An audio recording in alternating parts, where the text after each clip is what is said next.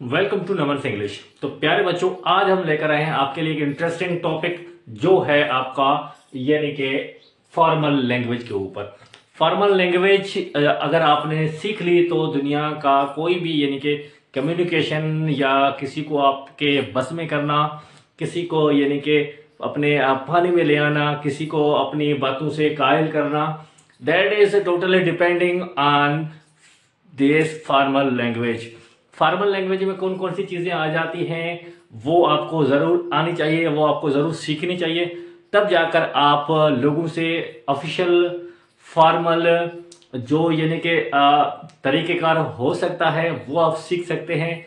और उसी की मदद से आप कोई भी दुनिया की यानी कि कम्युनिकेशन हो, इंटरव्यू हो, जॉब के लिए अप्लाई करना हो, किसी को माइल करना हो, कायल करना हो, अपनी बातों में ले आना हो, तो वो यानी कि तरीक़ेकार होता है फॉर्मल लैंग्वेज में। फॉर्मल लैंग्वेज क्यों ज़रूरी है, किस लिए ज़रूरी है और इसमें कौन कौन सी चीज़ें आ जाती हैं, आइए सीखते हैं इस आज के सेशन में। फॉर्मल लैंग्वेज है क्या?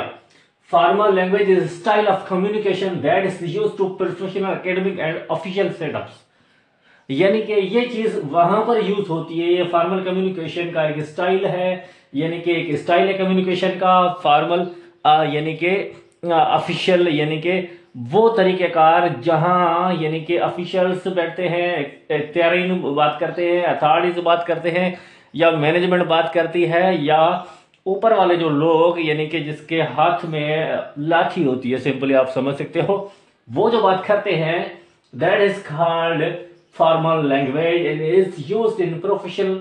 यानी कि बाज़ औक़ात ये कहाँ पर यूज़ होती है? प्रोफेशनल में, यानी कि लोगों में बातचीत होती है।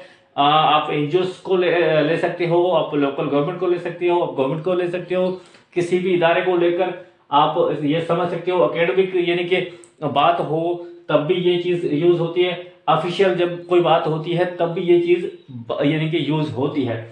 इट इज करेक्टराइज्ड बाय, इसमें कौन कौन सी चीजें यानी कि शामिल की गई है, इसमें कौन कौन सी खासियतें जो है, खुसूसियतें जो यानी कि इसकी है, वो यहाँ पर हमने पुट करी हुई है, या आप पढ़ सकते हैं। हम नंबर वाइज आपको समझाते चलते हैं।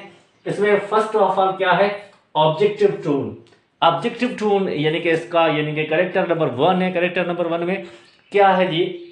ऑब्जेक्टिव नंबर यानी कि टोन है इसमें, अवॉइड पर्सनल ओपिनियंस। जब आपने फॉर्मल कोई बात करनी होती है तब उसमें अपना पर्सनल ओपिनियन यहाँ पर शेयर नहीं करना, या आप किसी को लेकर पर्सनल भी नहीं होना, या आप किसी को लेकर कोई बयास लैंग्वेजेस आपने यहाँ पर यानी कि वो चीज़ यहाँ पर शेयर नहीं करनी, बयास चीज़ें शेयर नहीं करनी, या कोई पर्सनल ओपिनियन या पर्सनल चीज़ यहाँ पर आपने शेयर नहीं करनी। ये ऑब्जेक्टिव टोन का एक हिस्सा है, ठीक है। ऑब्जेक्टिव टोन ये कहता है कि when you are going to be part of formal language you must not do this, what to do in objective tone में अवॉइड करना है पर्सनल लैंग्वेज से, पर्सनल ओपिनियन से या बयास लैंग्वेजेस से आपने ये अवॉइड करना है। सेकंड में क्या है? Complex vocabulary, use technical and specialised terms. इसमें क्या है जी? अगर आप ज़रायत के ऊपर बात कर रहे हो, अगर आप पॉलिटिक्स के ऊपर बात कर रहे हो, अगर आप केमिस्ट्री के ऊपर बात कर रहे हो, अगर आप फार्मेसी के ऊपर बात कर रहे हो, अगर आप मेडिकल एजुकेशन, दुनिया के किसी भी टॉपिक को लेकर आप बात कर रहे हो, then you must have enough information about that relevant subject.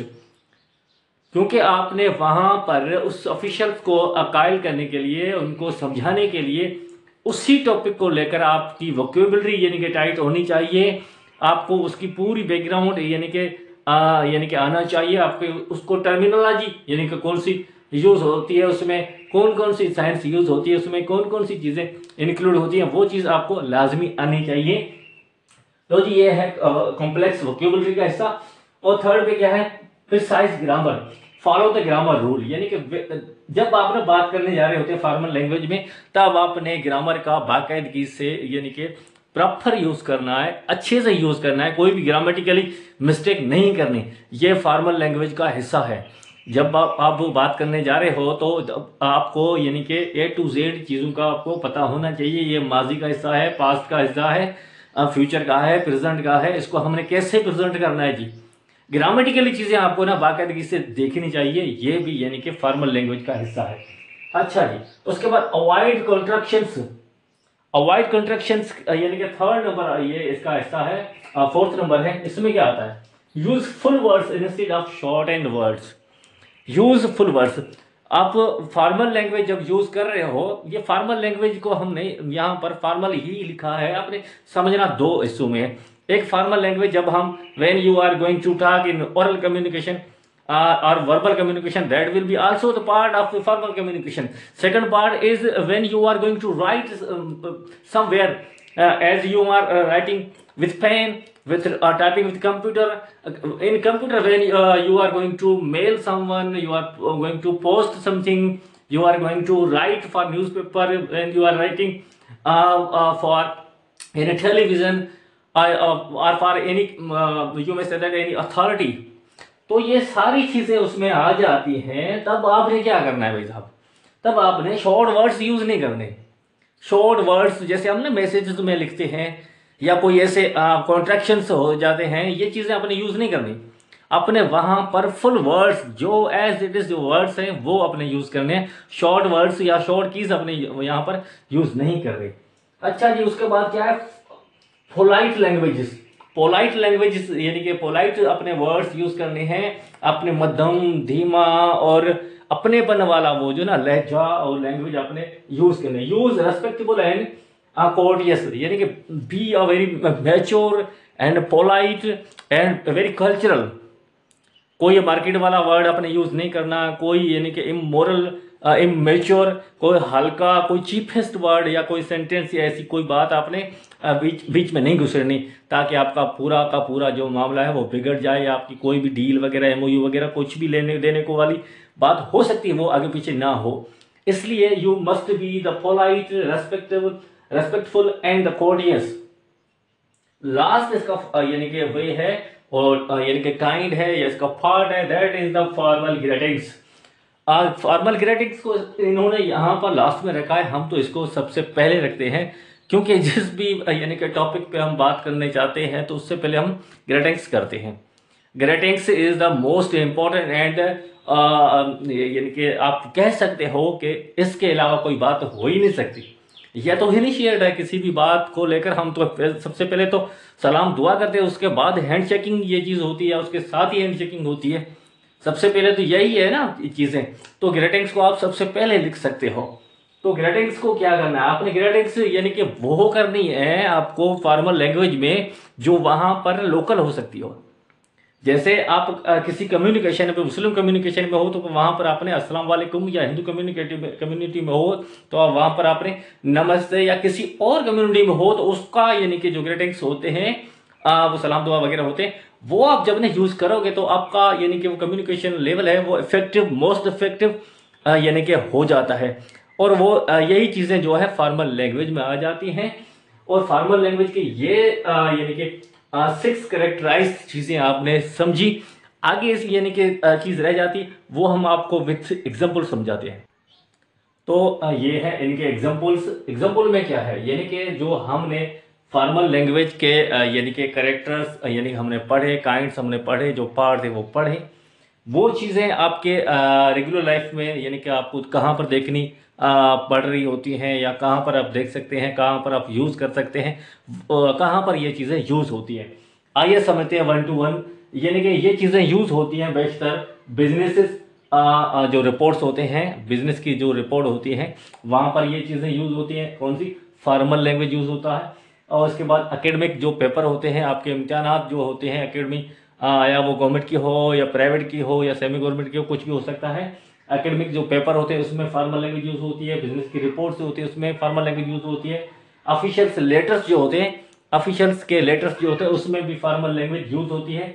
और गवर्नमेंट के जो यानी कि डॉक्यूमेंट्स जो होते हैं उसमें गवर्नमेंट के डॉक्यूमेंट हो सकते हैं, प्राइवेट के भी यानी कि डॉक्यूमेंट्स हो सकते हैं। तो डॉक्यूमेंट्स में भी यानी कि ये चीज़ें फॉर्मल लैंग्वेज को यानी कि यूज़ किया जाता है, वहाँ पर यानी कि ये चीज़ें शामिल की जाती हैं। उसके बाद प्रोफेशनल ईमेल्स जो भी होती हैं, ये तो रिटन फॉर्मेट हो गया। ये ईमेल जो है, ईमेल में भी यानी कि ये चीज़ शामिल की जाती है। तो ये यानी कि वो ग्राउंड है, ये वो एरियाज है जहां पर फॉर्मल लैंग्वेज का बाकायदगी से 100% जो है यूजेज होता है।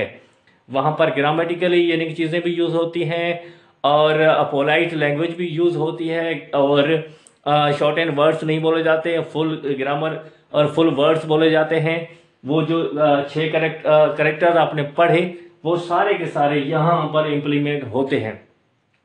यहाँ पर बोर्ड के दूसरे हिस्से में हमने आपको समझाने की थोड़ी कोशिश की है, थोड़े बहुत यानी कि वो टर्म्स वगैरह है या कोई क्लास या फ्रेजेस हैं जो अमूमन हम अपने टेक्स्ट मैसेज में या फॉर्मल जो तरीका अपनाते हैं उसमें ये चीज़ें हम लाजमन यानी कि वो शामिल करते हैं। वो कौन सी चीज़ें हैं, कौन से दो तीन यानी कि ऐसे अल्फाज हैं जैसे I am thrilled to announce you, I am please to announce you.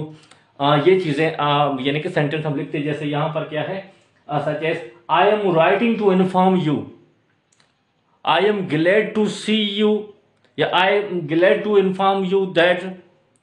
इस तरह के जो टर्म्स वगैरह, I am writing to inform you, it is my pleasure to, I would like to request, such I sentences are parts of formal languages. तो ये है जी formal language का आज का हमारा सेशन यहाँ पर इख्तिताम हुआ और उम्मीद है आज का ये सेशन फॉर्मल लैंग्वेज के ऊपर आपको अच्छे से समझ में आया होगा और पसंद भी ज़रूर आया होगा। ये चीज़ें आपकी फॉर्मल लाइफ का हिस्सा है, लाजमी ये समझें, अपने दोस्तों तमाम दोस्तों तक शेयर करें जो यानी कि प्रोफेशनल लाइफ में जीना चाहता है, जो अपना बिजनेस करना चाहता है, जो अपनी कंपनी चलाना चाहता है या कंपनी का हिस्सा बनना चाहता है, आया वो गवर्नमेंट की हो, प्राइवेट की हो, सेमी गवर्नमेंट की हो, जो भी चीज़ें यानी कि हैं प्रोफेशनल लाइफ में उनका हिस्सा, जो भी आपका दोस्त है उन सबको ये चीज़ें शेयर करें ताकि आपका कोई दोस्त एज अ प्रोफेशनल होने से रह ना जाए। Thanks for watching Naman English, stay tuned.